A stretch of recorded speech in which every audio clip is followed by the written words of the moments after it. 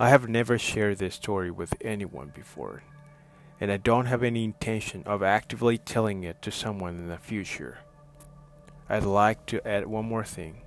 Since I shared this story with you, I'm not even sure if I'll be in a situation where I can talk to others. This might sound a bit eerie and unbelievable. At that time, I was living alone in a prefecture in the Chugoku region of Japan pursuing my university education. The spring break for university students was quite long, and I remember feeling like I had too much time on my hands by the first week of the spring break. Behind the university I attended, there was a slightly elevated hill where several corporate buildings were clustered together. This small hill had been on my list of places to visit for quite some time. With the extended spring break, I decided it was a good opportunity to go explore. I left my house around 5 o'clock in the evening. The sky had a reddish tint from the setting sun. Riding my bicycle, I headed toward that hill. As I arrived, the view from the top was as beautiful as I had expected, and it was a peaceful and calming place. While enjoying the atmosphere, I rode my bicycle around the hill, and I even saw some windmills along the way, which filled me with a sense of nostalgia. The road I had taken to reach the hill was a relatively large one that passed over the top of the hill and continued downhill on the other side. It was quite spacious, and there were several smaller side roads branching off from it. As I finished exploring and I decided to head back, something strange happened. While retracing my path, I stumbled upon a remarkable side road that I had no intention of taking. However, for some reason, I felt a strong curiosity emanating from that road. Before I knew it, I found myself turning the handlebars of my bicycle toward that side road, even though I had no plans to go there. While I was descending the road, the path ahead remained blurry as before. It couldn't have been more than a minute before something unusual happened.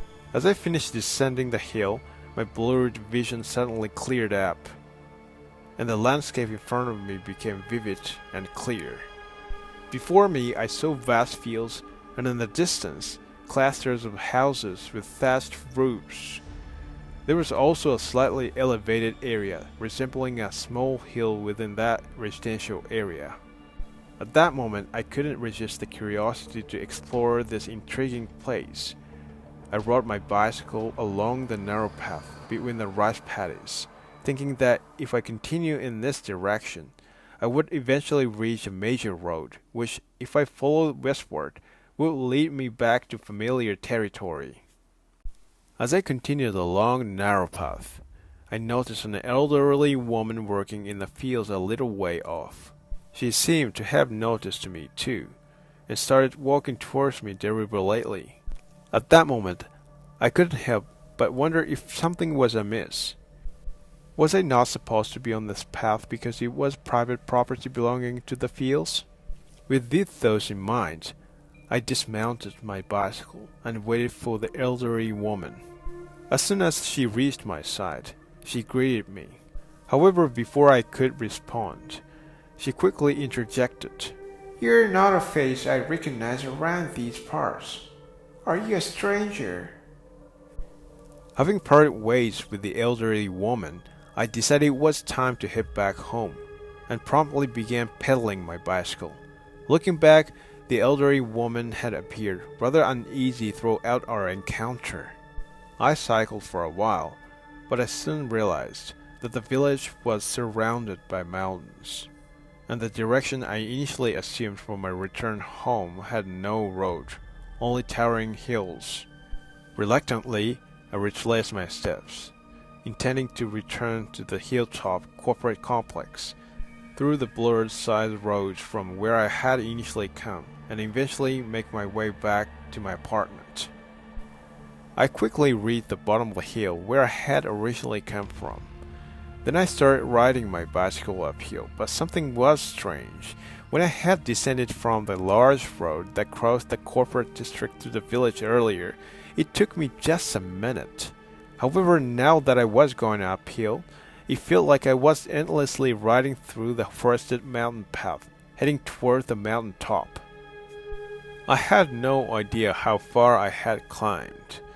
As the surroundings grew darker, I attempted to check the time on my mobile phone.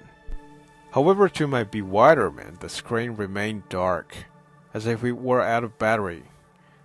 I tried to power it on, but it either had no change left, or the screen stayed unresponsive and dark. Feeling a growing unease, I began to entertain the possibility that I might have taken the wrong road, and things could get even more confusing if I continued like this, so I decided to head back down the slope. However, to my utter surprise, the very hill that I had just ascended, which should have been a significant climb, quickly brought me back to the foot of the hill as soon as I started going downhill. As I descended from the mountain path and reached the flat ground, the village was completely shrouded in darkness. Pushing my bicycle through the dimness, I continued along the narrow path once more. It was at this moment that I felt an eerie chill for the first time. After a while, my field of vision was filled with numerous lights and the figures of people illuminated by them. It was a slightly unsettling sight, but I thought there must be something happening, and I headed in that direction. As I continued for a while, squinting my eyes toward the gathering of people, it seemed that the villagers were coming together with torches in hand. The sight of using torches instead of flashlights in the 21st century was entirely unusual. I emerged from the thickets where I had been hiding, retraced my steps along the path, and concealed my bicycle in the midst of the rice fields. Simultaneously, I flattened myself to the ground seeking cover.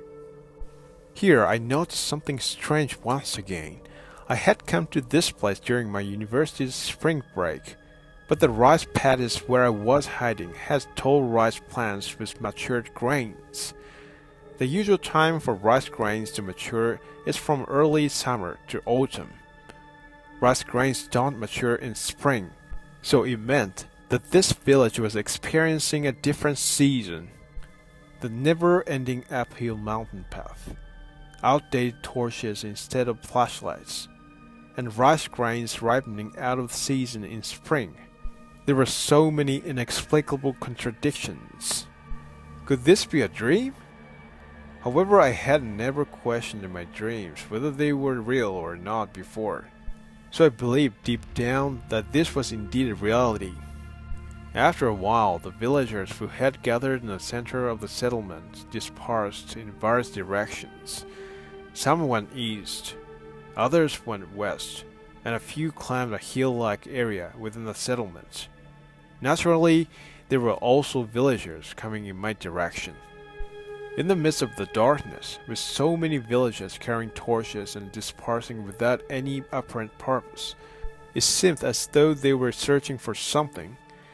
The whole situation was strange and unsettling. It made me wonder if there was something unusual not only about this road, but also about the entire village. Furthermore, the elderly woman in the village kept asking about whether I was a stranger or not. Could it be that the villagers were searching for me? I couldn't fathom why they would be looking for me. But a growing sense of unease compelled me to hide. Ignoring the possibility of getting wet, I slowly moved toward the waterway and lay flat in it, concealed from view. After a while, footsteps drew near.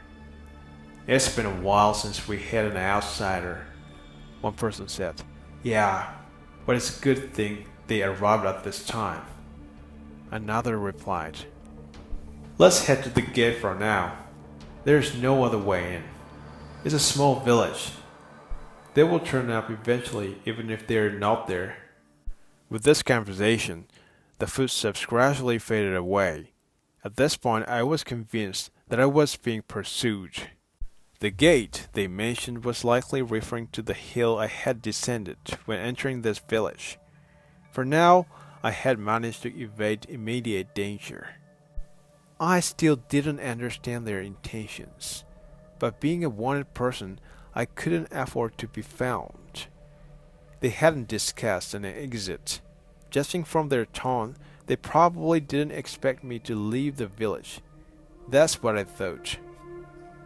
This meant there might have been an exit somewhere. Anyway, in this strange situation, I understood that I had to escape from the village. That was crystal clear. I decided to leave the bicycle behind in the rice paddies to move more stealthily. I began to crawl through the gaps in the paddies, determined to get out of the village.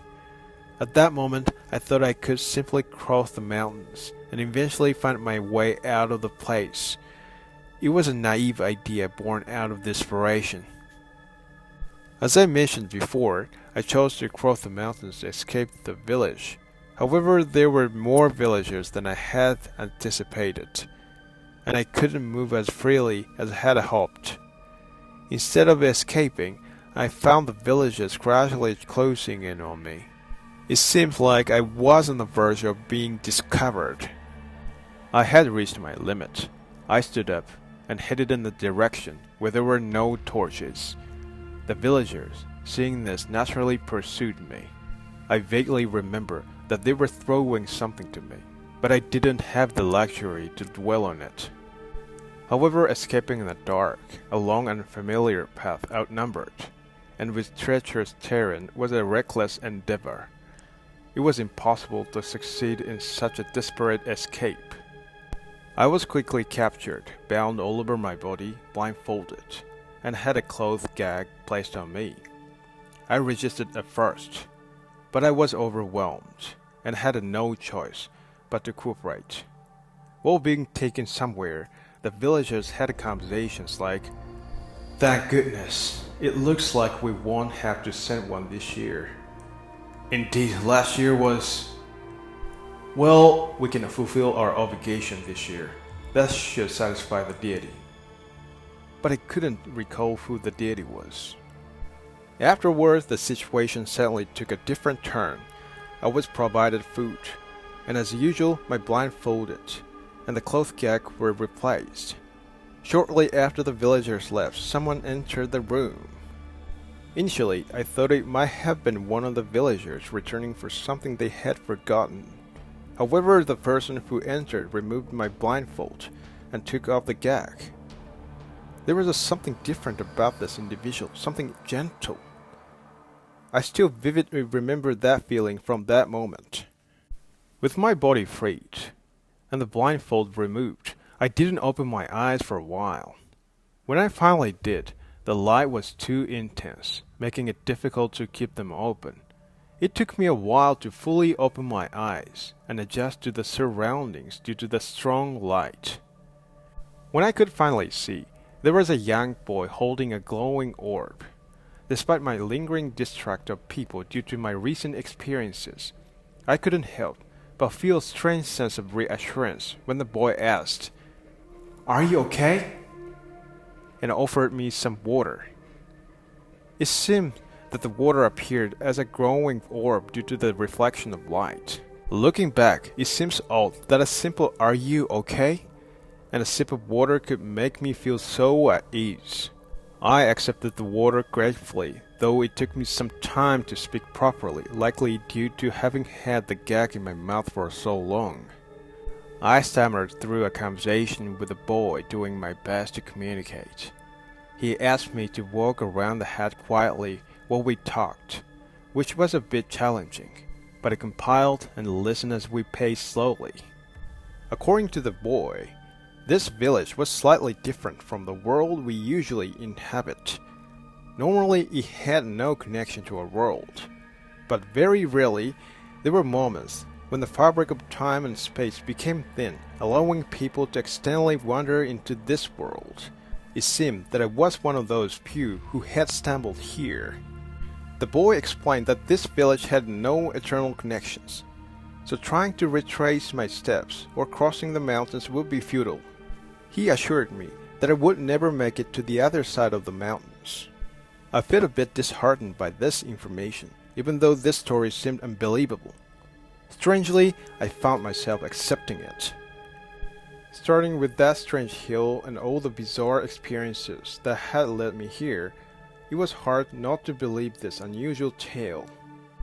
In this village, there is a deity, and it is enshrined on the mountain within the village.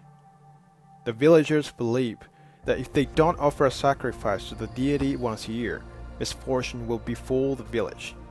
In the past, when they failed to make the sacrifice, they suffered from severe famine and outbreaks of disease, which claimed many lives. To avoid such disasters, they have been sacrificing an outsider each year. When a stranger like me enters the village, they capture them immediately and lock them up in a cell intending to offer them as the annual sacrifice. I learned that I was to be the sacrifice in just 3 days. As the young boy explained these grim facts to me, I couldn't fully comprehend the gravity of the situation. Given the treatment I had received so far, it wasn't an entirely unbelievable story. But I felt utterly powerless and resigned. Seeing my despondency, the boy said, "But you can still escape." When he mentioned the possibility of escape and returning to my world, I was taken aback. I had assumed that once the village had no connection to the outside world, there was no way to return.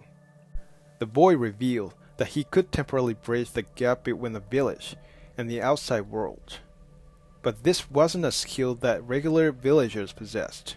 He also explained that nobody in the village knew about his ability, and that if they found out, it would only lead to more victims. If they discovered he had helped me escape, he would become the sacrifice instead. After he finished explaining, the boy urgently told me, "You need to escape quickly," and provided me with a rough description of the path leading to the mysterious slope. Without saying a word, I left the shack guided by his sense of urgency and started walking toward the slope. Strangely, despite their earlier relentless search for me, not a single villager noticed my presence as I walked. I reached the entrance to the slope and climbed it, only to find myself in a familiar industrial area. The moment I returned to my own world, an indescribable feeling of relief and exhaustion overwhelmed me. I sat down right there and couldn't move for a while. Afterward, I quickly made my way back to my apartment and went to sleep. When I woke up in the morning, I was astonished by the length of time that had passed. In my memory, I had gone to bed after watching TV as usual the previous night. But when I woke up, my whole body ached. It had been over a week since the night before. To my surprise, my phone displayed a multitude of missed calls and messages from my classmates in the same club. I couldn't fathom why this had happened. Had I been asleep for over a week? These thoughts crossed my mind. When I went to the bike parking area, I noticed that my bicycle was missing. I immediately filed a report with the police, even though I knew it was unlikely to be returned since I had left it in a field. But I completely forgot that fact. I had completely forgotten everything that had happened in the village until recently. The reason these long-forgotten memories from years ago resurfaced was a dream I had featuring the boy who had helped me. In the dream, the boy appearing frail in the darkness had been staring at me. Upon awaking from that dream, I recalled everything except for the deity. I remembered the horrifying events that had unfolded in the village. Moreover, I came to realize that my junior had gone to work part-time at a company located atop the hill in that industrial park, and had never returned. And then on Monday of this week, I went to that side road when I had stumbled into the village.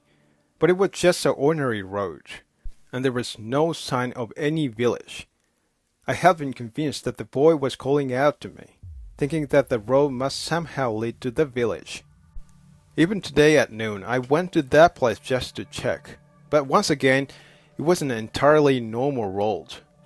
I had stopped having dreams about the boy, and I had even begun to doubt whether the village even existed. However, this evening, while I was asleep in the business hotel, the boy appeared in my dreams once more. He had the same feeble look, and he was staring at me. I'm going back to that road once more. I don't have any concrete reason, but for some reason, I have the confidence I can't go now. I know that going alone might not change anything, and just like last time, I might be captured by the villagers immediately. Even if I'm lucky enough to meet the boy again, I'm not sure what to do from there. In fact, my knowledge about the village comes solely from my conversation with the boy, so I don't really understand much about it myself. Finally, one last thing. You don't have to believe my story. But even if you don't believe it, if you have any familiarity with this place, please, whether you do, never go there. Don't let curiosity lead you to wander down a strange side road.